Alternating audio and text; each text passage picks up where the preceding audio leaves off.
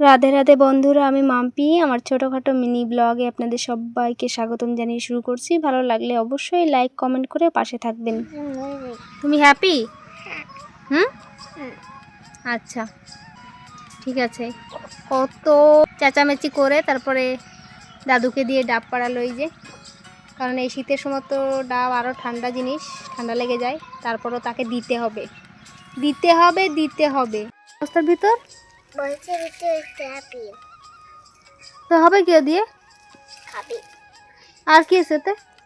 আরে বড় বড় মাছ আছে, দেখা। এখন এটাকে মেরে ফেলি। চিনিস কারণ কি বল?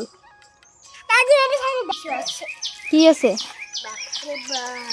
শুধু মুখের ঢংটা একটু দেখুন, কি বলবো বলেন? খাওয়ার জন্য। এই দাঁড়া, কোথায় যাচ্ছিস?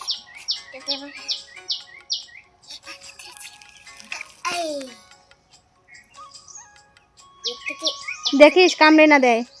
ওরা কামড়ে দেয়নি কি? দেয়নি কি আমি তো জানি না, দেয় কি?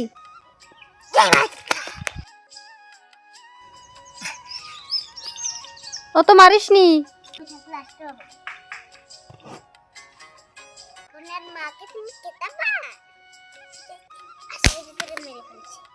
হ্যাঁ হয়েছে, ছেড়ে দে।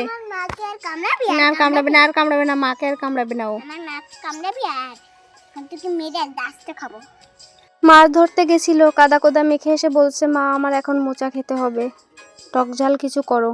আর টক ঝাল কিছু হলে দুপুরটা জমে যায়, তার জন্য আমিও আর কিছু বললাম না।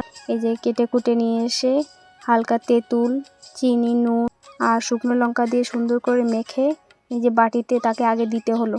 এদিকে ঘরে এসে দেখি কত রকমের মাছ রয়েছে ঘরে, কি বলবো। তারপরেও আমার সোনা সে মাছ ধরতে গিয়েছিল আর মাছ ধরেও নিয়ে এসছে।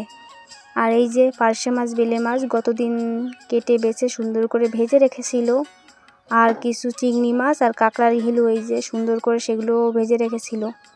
সকালবেলা আরও কিছু কাঁকড়া আর চিংড়ি মাছ সেগুলোকে পেয়েছিল এই যে। আর রান্না হচ্ছে এদিকে কাঁকড়া কষা হবে। আজ বাড়িতে অনেক ধরনের রান্নাবান্না হবে, কাঁকড়া কষা, চিংড়ি মাছ কষা। আর ওইদিকে বাবা আর সোনা যে মাছগুলো ধরে নিয়ে এসেছিলো সেই মাছগুলো ভেজে নিয়েছে। আরও কিছু মাছ এই যে ভাজতে বাকি ছিল, সেগুলো মা এখন একে একে ভেজে নিচ্ছে কড়াইতে। কি আর বলবো, প্রতিদিন তার মাছ ধরতে যেতে হবে। যদিও বা ঘরে মাছ রয়েছে, অনেক ধরনের মাছ, চিংড়ি, কাঁকড়া রয়েছে, তারপরেও আমার মেয়ের রোজ মাছ ধরতে যেতে হবে, না হলে ভালো লাগে না। যাই হোক, আমার ছোটোখাটো মিনি ব্লগ কেমন হলো অবশ্যই জানাবেন, লাইক কমেন্ট করে পাশে থাকবেন।